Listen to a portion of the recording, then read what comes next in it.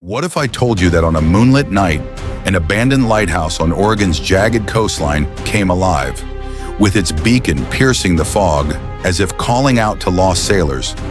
Imagine ships hundreds of miles offshore suddenly receiving frantic Morse code, SOS, SOS, echoing through the roaring Pacific. Yet when the rescue crews arrived, the keeper's cottage lay empty, the windows dark, and the only clue a single leather-bound diary left on the dusty desk.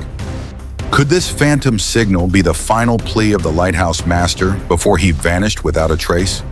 Stick around, because today we'll uncover the chilling will of Oregon's ghost lighthouse keeper, piece by piece, and reveal how a century-old curator's journal hints at a secret laboratory hidden beneath those weather-beaten walls. Prepare yourself for ghostly radio pulses, cryptic scientific experiments, and the one truth no one dared to explore until now. Now picture Oregon's craggy shoreline in the roaring 1920s, when rum-running schooners threaded through fog so thick you could slice it with a knife. Small coastal towns clung to the cliffs like barnacles, their residents eking out a living from fishing, salvaging shipwrecks, and the occasional gold rush rumor. Back then, the ghost lighthouse sat on Whale's Tooth Point, its white tower freshly painted in 1921 after a violent winter storm shattered its lens. Headline in the Crescent City Gazette, "Beacon breaks, mariners beware."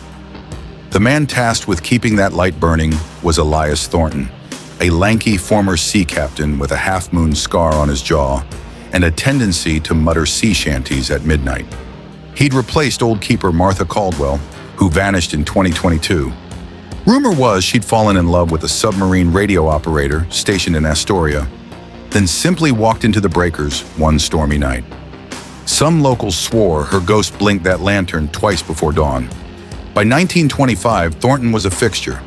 You'd find him polishing lenses at dawn, sipping burnt coffee in a rickety cottage that leaned more than 50 degrees, and scribbling strange chemical formulas in his logbook. Fishermen whispered that when the lighthouse powered up in perfect Morse code, ... no Coast Guard radio picked up any signal. A surviving black and white photograph shows Thornton with three curious men in lab coats. The print's edges are singed, as though someone tried to erase their existence. Meanwhile, shipping companies fretted over unexplained detours. Captain Riggs of the steamer Marigold claimed he steered directly toward the coast, trusting Thornton's light to guide him, only to end up stranded on a hidden reef 50 miles down the line.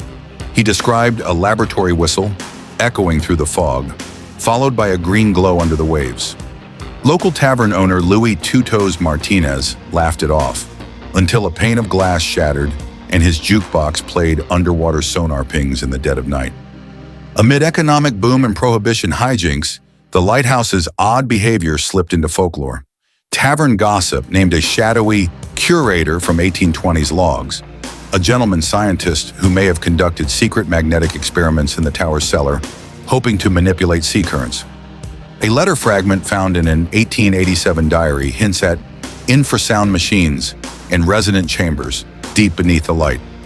By the end of the decade, Thornton had secured rare vials of glowing chemicals, and whispers grew that the tower was more lab than lighthouse.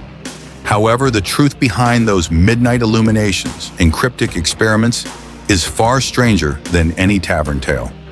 What drove that lonely keeper to chase spectral signals across the Pacific? And why did he vanish without a trace? In the next segment, we dive into the very heart of the mystery, examining the eerie clues that still haunt this forsaken lighthouse. Let's rewind to that fateful night in April 1924, when young assistant keeper Samuel Hodge climbed the spiral stairs, clutching an oil lamp and a toolbox. He'd been sent to replace a broken lens cap. Simple job, right? But hours later, his lamp blinked out mid-stairwell, and when Thornton raced up with a fresh lantern, Hodge had vanished. All that remained was a smudge of green phosphorescent powder on the railing, and his toolbox, eerily open, as though dropped mid-scream. Fast forward 2 months to the first clue etched into the lighthouse's cellar wall.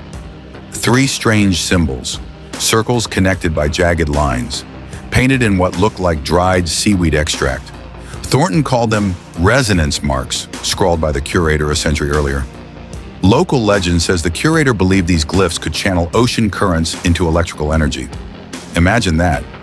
You'd think a lighthouse keeper would at least have a spare bulb and a backup generator, but here we have cryptic runes reminding us that science was hiding in plain sight.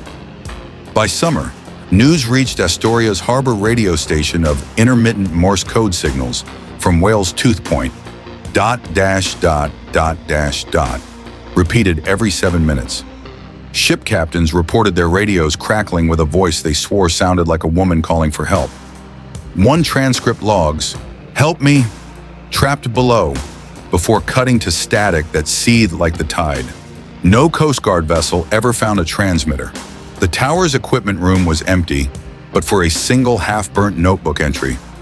Experiment 12, completed, awaiting subject. Subject? Keeper or something else?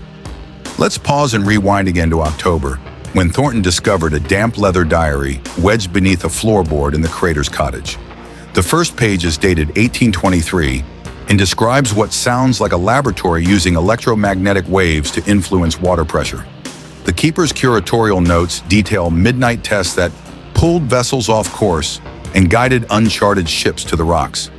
You can almost picture that old scientist in a frock coat, leaning over brass machinery as lightning from a storm snaps across a chalkboard diagram.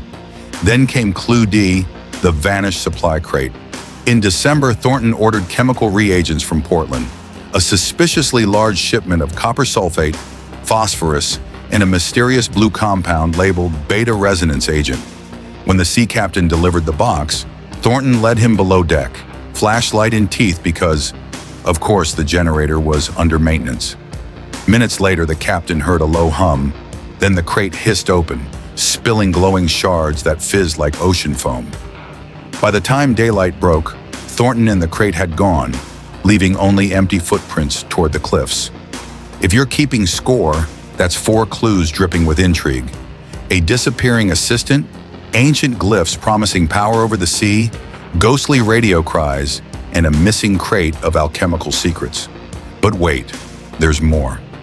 Local fishermen still recount nights when the lighthouse flashed 3 quick pulses at mile-marked intervals before plunging the coast into total darkness. It's as if someone, or something, was running late on its own schedule, daring would-be rescuers to chase phantom signals into the crashing surf.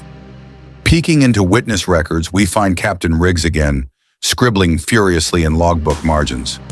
"I swear I saw a flicker beneath the waves, like a submerged laboratory window glowing green." He even sketched a rough diagram of submerged beams and cables, albeit with a shaky hand that might have belonged to someone who just survived a storm at sea, or the edge of sanity. As these stories collided, Thornton's diary entries took on a fevered tone. Test subjects vanish. Signals grow stronger. No turning back. He ends with a flourish. If anyone reads this, know the experiment succeeded. The lighthouse is no longer merely a guide, it is the guide. So what do these clues point to? Was the lighthouse keeper chasing scientific ambition at the cost of human lives? Did he unlock a way to bend the electromagnetic fields around water, inadvertently summoning currents that swallowed ships whole? Or is there a darker force, some forgotten subterranean reactor powered by beta resonance agent, lying silent beneath the foundations, waiting for the next curious soul? These are the questions that still echo in the tempest-driven rafters of Whale's Tooth Lighthouse. In our next module, we'll sift through expert analyses, uncover archive contradictions, and hear the wildest local rumors, right alongside the sober academic theories, to see if we can truly untangle fact from folklore.